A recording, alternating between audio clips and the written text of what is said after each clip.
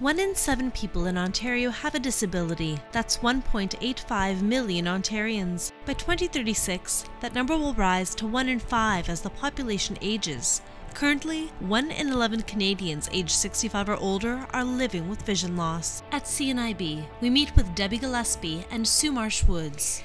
A reception area and accessibility are paramount to a person with vision loss for several reasons. One is the person may or may not know the building. So they come to the building, they come in the door, and they're not sure where to go the minute they enter the building. It's vital that the reception area be in hearing distance from the front door, so the person has something to zone in on or to a beacon to locate.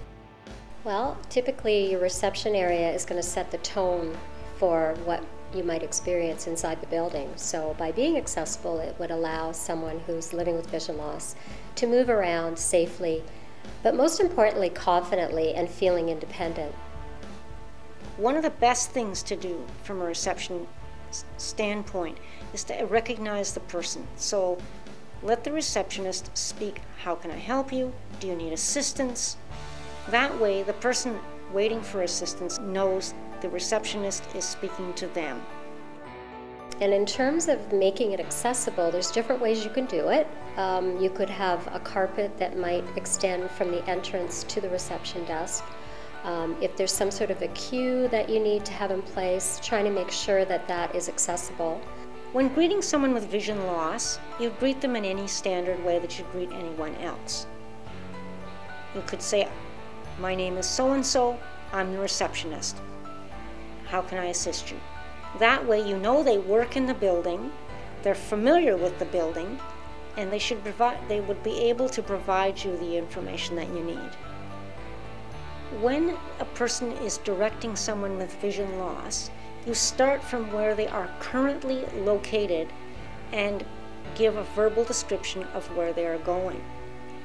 There's a couple ways you can do it. One is to use cardinal directions, north, south, east, and west.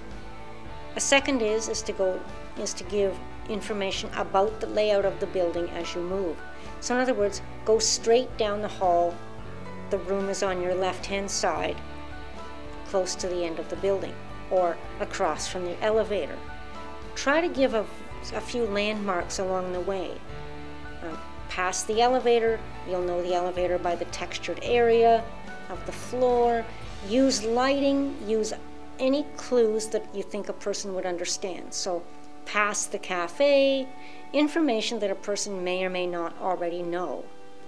So I guess in closing, for me, the key to having an accessible building comes down to having good customer service. So you have staff who have had training in how to direct someone with a disability, someone who's visually impaired, in a way that's helpful, and that they just have that will and the desire to have a welcoming environment. And it should all go well. Accessibility benefits everyone.